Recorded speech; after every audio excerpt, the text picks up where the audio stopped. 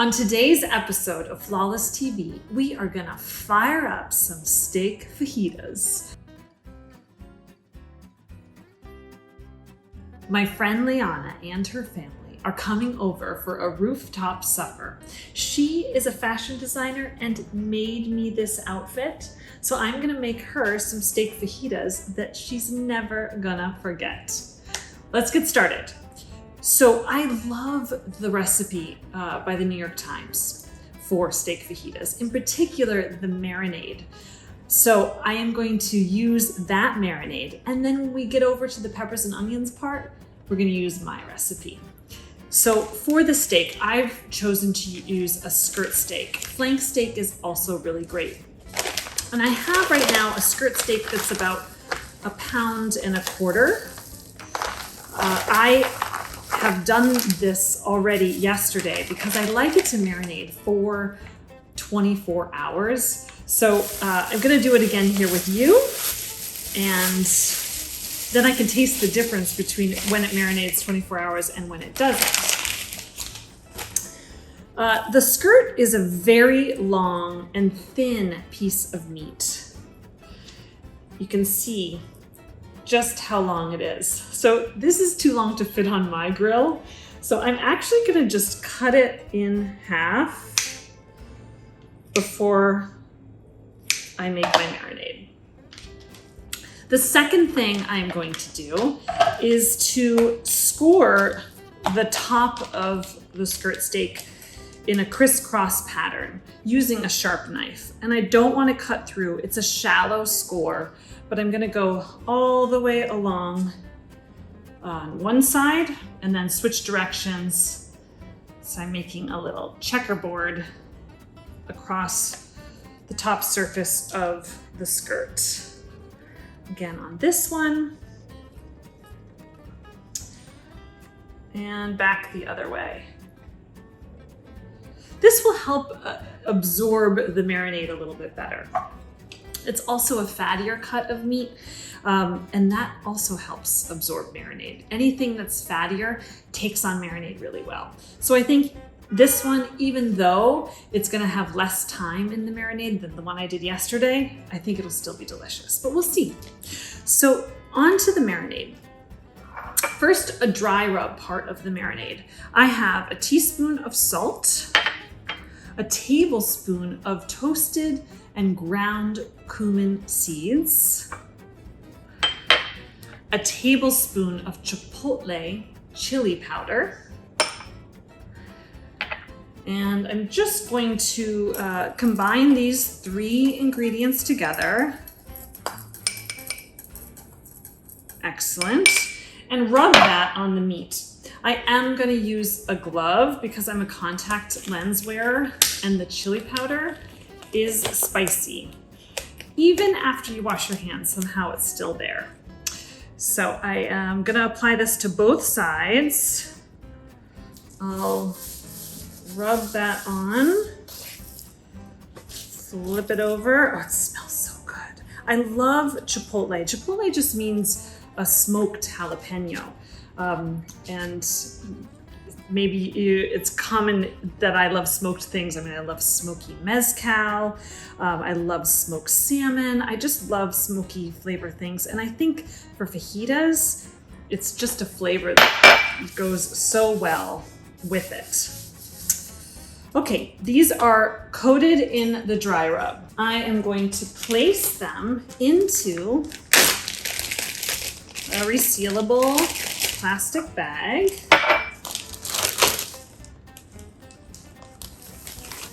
And then we're gonna add some wet marinade into this. For the wet part, we are going to use a zest of about 1 lime. You need about a teaspoon of zest, and then a quarter cup of the juice. But of course, you want to make sure you do the zest before you do any juicing, because it's really hard to get the zest off the lime after you've already cut it. That looks like about a teaspoon. Beautiful.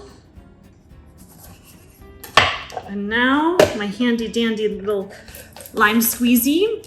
It is has a measuring cup right on it.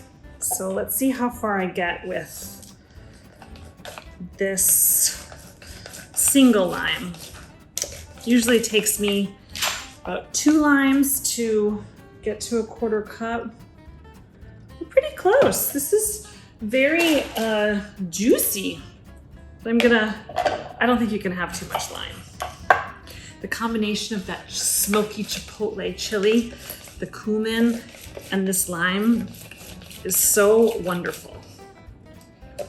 Thank you, New York Times. Beautiful. We are going, actually, I would like to emulsify this a little bit first before I put it into the bag. So I'm gonna put my lime juice and my lime zest into a medium-sized mixing bowl. I'm also going to add 2 garlic cloves, which I need to mince. So I'm just gonna smash them, which helps me peel away the skin really easily. And then one of my favorite tools, this garlic mincer. It's just a press. You stick the clove in there, and it comes right out, already minced up. Second clove. Beautiful. Okay, so we have lime juice, lime zest, 2 garlic cloves, a tablespoon of Worcestershire, and then I'm going to emulsify in about a 1/4 cup of olive oil. So the volume in the bowl is just doubling.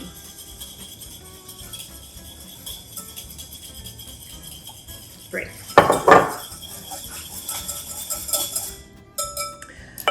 Out of this marinade, before I put it in the bag, I'm gonna steal 2 tablespoons of it because I want to use that on my peppers and onions later. The rest of it into the bag. Now we gotta give it a little massage. This makes me think of Kobe beef. We massage those cattle and deer. It's getting a massage in lime juice and Worcestershire. Yumminess. Great. That's it. I'm gonna put it into the refrigerator until I'm ready to start grilling. I'll put it right next to the one that's been chilling there since yesterday.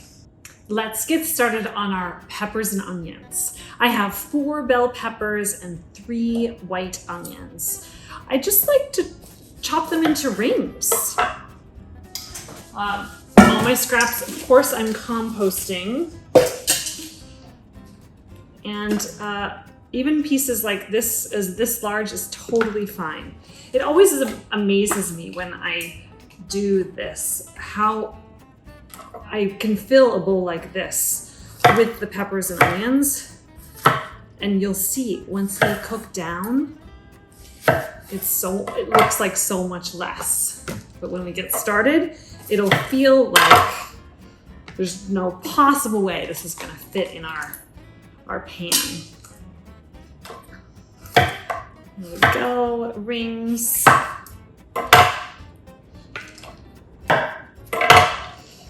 Okay, 4 peppers chopped. For the onion, I'm just gonna take off the edges. Then I'll peel the outermost layer by kind of piercing it the way you just saw with my knife. Okay, rings. Of course, you're gonna be really careful because I'm using a very sharp knife and yet I have a rolled edge. So it is precarious and could slip out of my hands. So if you want to do it a little bit more safely, you can take off just that bottom part to give yourself a little more stability. And then look, we have much safer situation. And these rings, I kind of pop them out a little bit as I dump them into the bowl, but it really doesn't matter. As they start to cook, they will come apart. Look at that. We filled this big wooden bowl with all our beautiful vegetables. Now it's time to caramelize all these wonderful onions. I have a cast iron skillet that I have actually been heating up, stripping hot, the entire time we've been chopping. So let's head over to the stove and throw these in and get them going.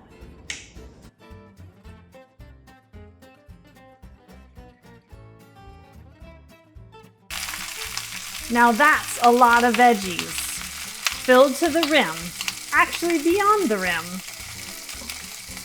But as the steam rises, it will soften the veggies, and miraculously, they will start to all fit inside.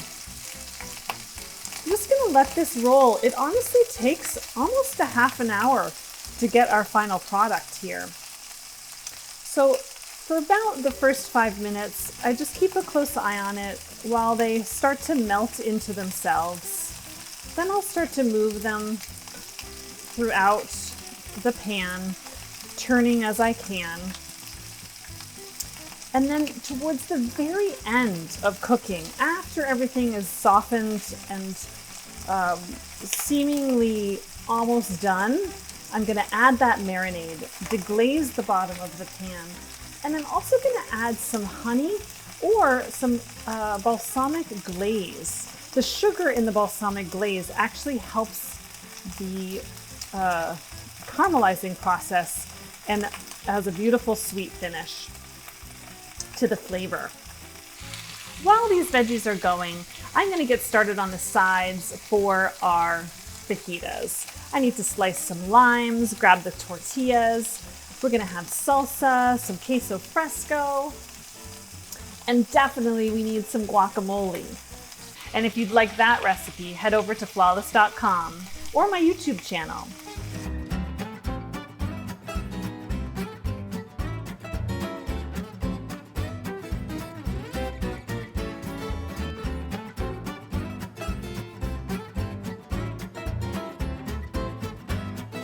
The peppers and onions are still working, but my guests have arrived. They've headed to the roof, so it's time to get all the last bits and pieces together, head upstairs with the meat and grill it. On my tray to go upstairs, I've gathered some tortillas, some more chipotle hot sauce, my guacamole, some salsa, queso blanco, and some fresh limes. Ooh, can't forget the meat. Let's go.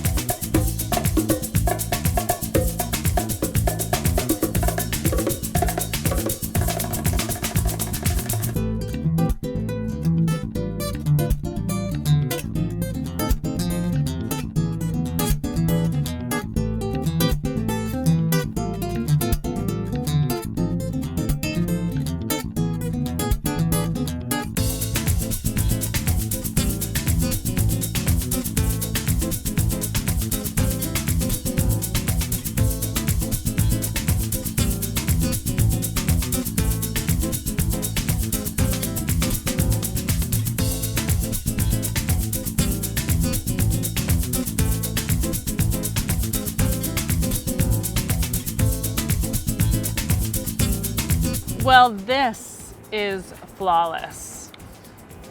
Philip, how good are these fajitas? On a scale from 1 to 20, 19. Okay? Okay, that's success. Success. I'm not sure what the top number is, but there you go. Cheers, Cheers. loves. Cheers.